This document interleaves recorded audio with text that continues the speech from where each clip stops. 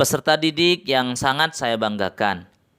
Melanjutkan materi sebelumnya pada video part 1 mengenai mengevaluasi ketentuan pernikahan dalam Islam, kini saya lanjutkan penjelasan materi berikutnya, yaitu pada poin B, yang menjelaskan hal-hal yang dapat memutus tali pernikahan. Jika kita sudah melaksanakan ikatan pernikahan, maka harus berhati-hati dalam beberapa ucapan yang dengan ucapan itu dapat memutuskan pernikahan. Yang pertama, talak. Yang dimaksud dengan talak ialah melepaskan ikatan nikah dari pihak suami dengan mengucapkan lafaz yang tertentu. Seperti suami berkata terhadap istrinya, "Engkau telah kutalak." Dengan ucapan seperti ini, ikatan nikah antara suami dan istri menjadi lepas. Artinya, suami istri menjadi bercerai. Macam-macam talak ditinjau dari segi jumlah. Talak 1. Talak 1 ialah talak yang pertama kali diucapkan oleh suami pada istrinya dan hanya dengan satu kata talak. Talak 2.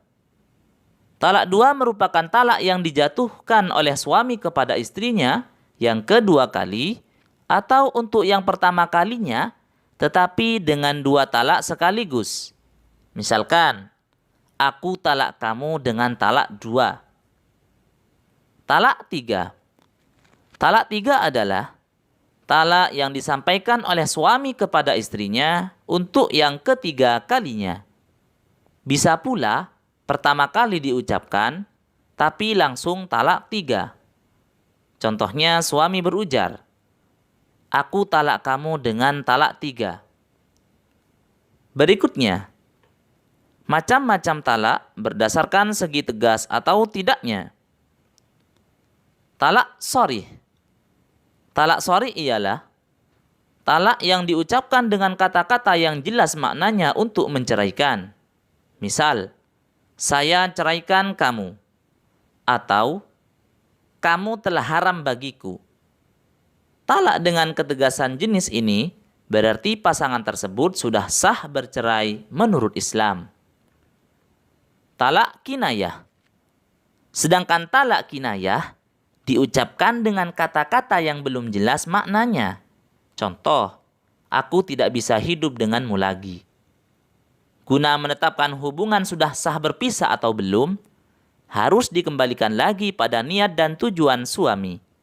Apabila memang berniat untuk menceraikan, maka pasangan ini telah sah bercerai. Namun bila suami tidak berniat untuk menceraikan, maka mereka masih sah sebagai pasangan. Kemudian, macam-macam talak ditinjau dari segi boleh tidaknya rujuk atau kembali. Talak raj'i.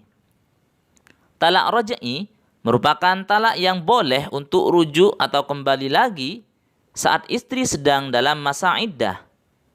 Namun, apabila istri sudah di luar masa iddah, rujuk hanya boleh dilakukan dengan akad nikah yang baru.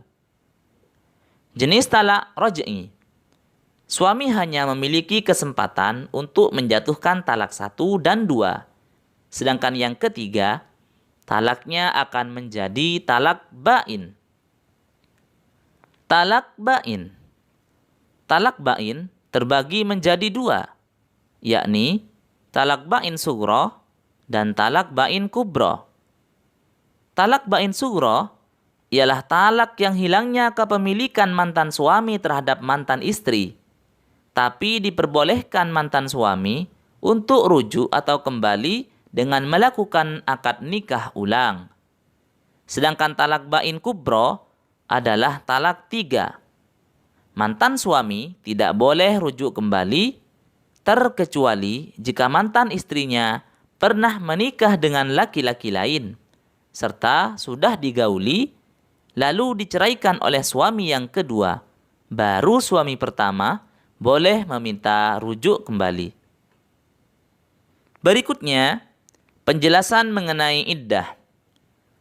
Setelah seorang istri bercerai dengan suaminya, baik karena meninggal dunia atau cerai hidup, maka ia harus melalui masa iddah. Masa iddah merupakan masa tunggu atau berkabung yang harus dilewati seorang istri hingga ia diperbolehkan untuk menikah lagi. Dalam kitab Kifayatul Akhyar, Syekh Abu Bakar bin Muhammad menjabarkan 6 jenis masa iddah yang dialami seorang istri setelah berpisah dengan suaminya. Pertama, perempuan yang ditinggal wafat suaminya dalam keadaan hamil.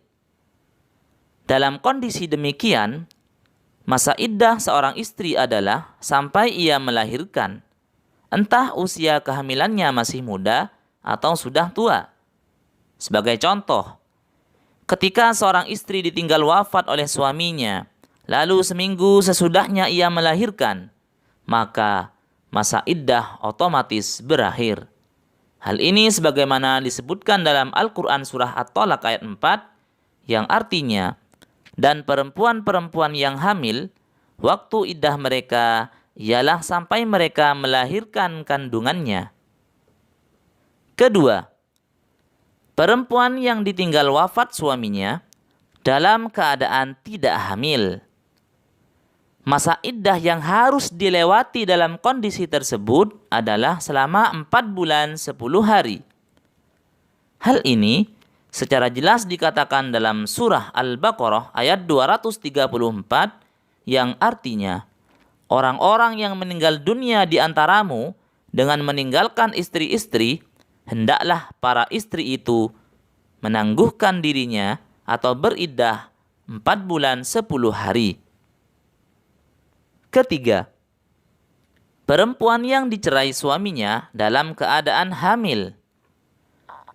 Dalam kondisi yang demikian, masa iddah yang harus dilalui sama dengan ditinggal wafat suaminya dalam keadaan hamil, yakni sampai ia melahirkan.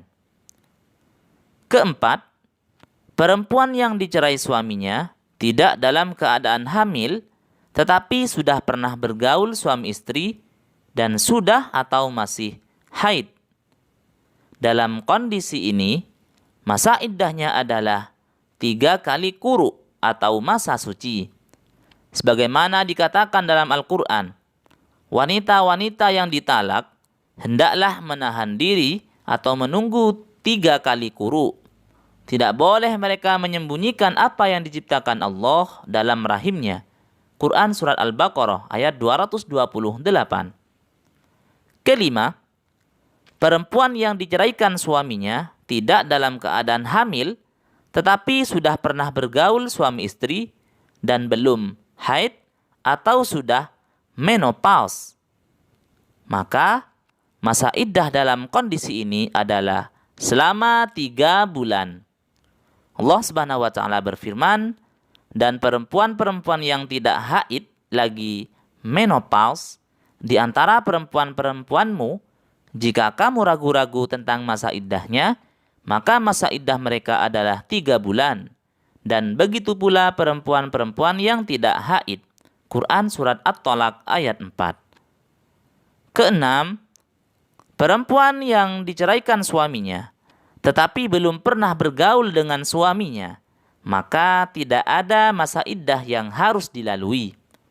Dengan jelas Allah Subhanahu wa taala berfirman, "Hai orang-orang yang beriman, apabila kamu menikahi perempuan-perempuan yang beriman, kemudian kamu ceraikan mereka sebelum kamu mencampurinya, maka sekali-kali tidak wajib atas mereka iddah bagimu yang kamu minta menyempurnakannya. Maka berilah mereka mut'ah atau pemberian, dan lepaskanlah mereka itu dengan cara yang sebaik-baiknya." Quran Surat Al-Ahzab ayat 49. Berikutnya, yang nomor 2, hal yang dapat memutuskan ikatan pernikahan, yaitu fasakh. Yang dimaksud dengan fasakh, yaitu salah satu di antara suami istri merusak ke pengadilan tentang perkawinan itu. Fasakh artinya rusak atau putus. Maksud fasakh ialah perceraian dengan merusak atau merombak hubungan nikah antara suami istri di mana perombaan ini dilakukan oleh hakim dengan syarat-syarat dan sebab-sebab yang tertentu tanpa ucapan talak. Perceraian dengan fasakh tidak dapat dirujuk. Kalau suami hendak kembali kepada istrinya, maka harus dengan akad baru. Yang ketiga, khulu. Yang dimaksud dengan khulu ialah perceraian yang terjadi atas kemauan istri dengan membayar iwad kepada suami. Misalnya kata suami, "Kau kutalak dengan bayaran 100.000 rupiah." Perceraian yang dilakukan secara khulu berakibat bekas suami tidak dapat rujuk lagi dan tidak boleh menambah talak sewaktu iddah. Hanya dibolehkan kawin lagi atau kembali dengan akad yang baru. Yang keempat, ila. Ila artinya suami bersumpah tidak akan mencampuri istrinya selama 4 bulan atau lebih, atau dalam masa yang ditentukan. Bersumpah seperti yang tersebut di atas hendaknya ditunggu sampai 4 bulan. Kalau dia kembali baik karena istrinya sebelum 4 bulan, maka dia wajib membayar denda sumpah kifarah saja.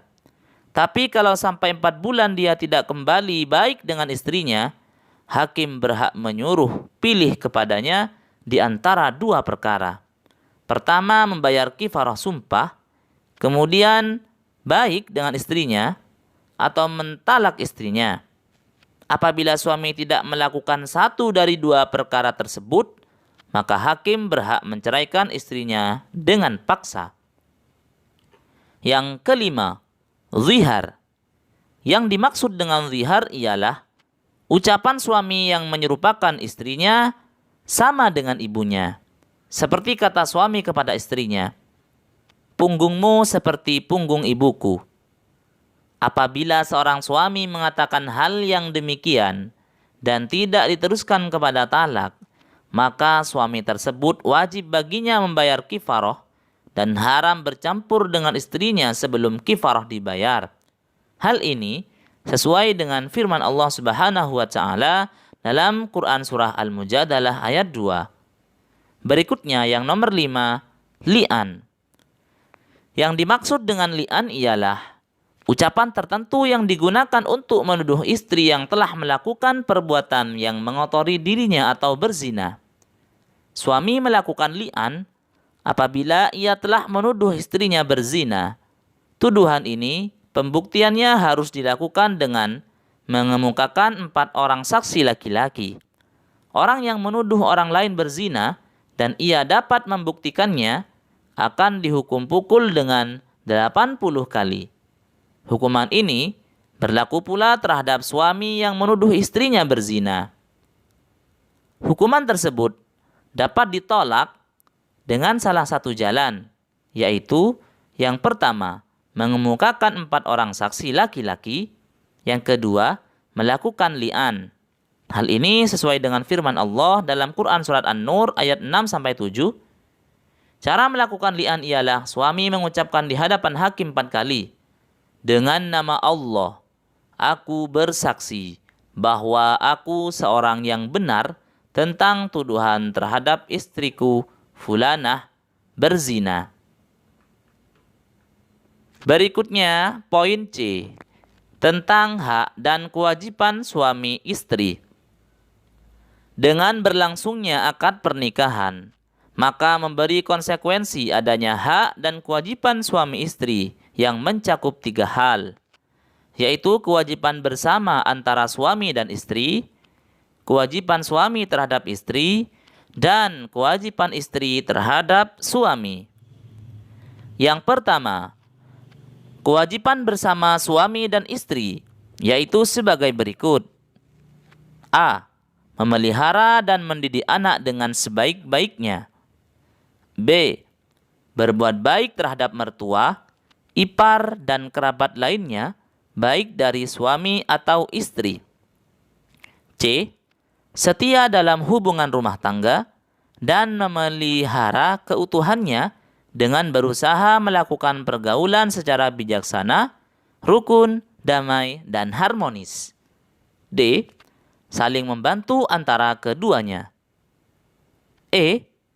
Menjaga penampilan lahiriah dalam rangka merawat keutuhan cinta dan kasih sayang di antara keduanya. Yang kedua, kewajiban suami terhadap istri. A. Menjadi pemimpin, memelihara dan membimbing keluarga lahir dan batin, serta menjadi dan bertanggung jawab atas kesejahteraan keluarganya. B. Memberi nafkah, pakaian dan tempat tinggal kepada istri dan anak-anaknya sesuai dengan kemampuan yang diusahakan secara maksimal. C. Bergaul dengan istri secara ma'ruf dan memperlakukan keluarganya dengan cara baik. D. Masing-masing anggota keluarganya, terutama suami dan istri, bertanggung jawab sesuai fungsi dan perannya masing-masing. Memberi kebebasan berpikir dan bertindak kepada istri sepanjang sesuai norma Islam. Membantu tugas-tugas istri serta tidak mempersulit kegiatan istri. Yang ketiga, kewajiban istri terhadap suami. A. Taat kepada perintah suami. Istri yang setia kepada suaminya berarti telah mengimbangi kewajiban suaminya kepadanya. Ketaatan istri kepada suami hanya dalam hal kebaikan. Jika suami meminta istri untuk melakukan sesuatu yang bertentangan dengan syariat Islam, maka istri harus menolaknya. Tidak ada ketaatan kepada manusia dalam kemaksiatan kepada Allah Subhanahu wa Ta'ala. B. Selalu menjaga diri dan kehormatan keluarga. Menjaga kehormatan diri dan rumah tangga adalah bila mana suami tidak ada di rumah istri, wajib menjaga harta dan kehormatan suami.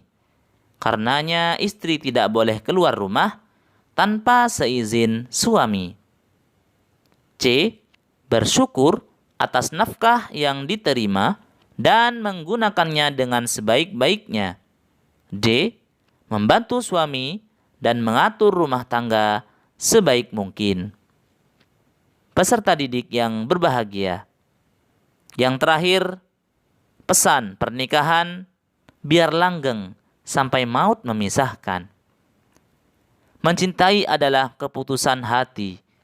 Dalam pernikahan, cinta bukan cuma sekedar perasaan belaka, tapi juga sebuah komitmen yang dijaga seumur hidup.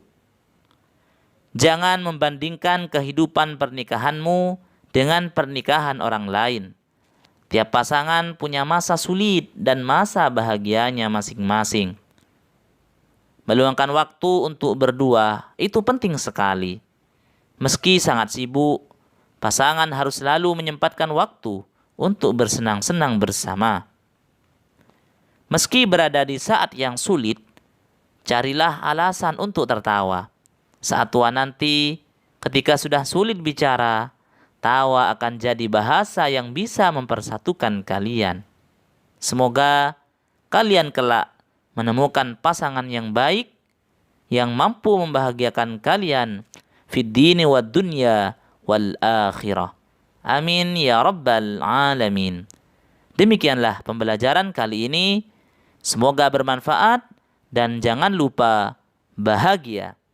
Akhirnya, wallahul muwafiq ila aqwamit thariq. Wassalamu alaikum warahmatullahi wabarakatuh.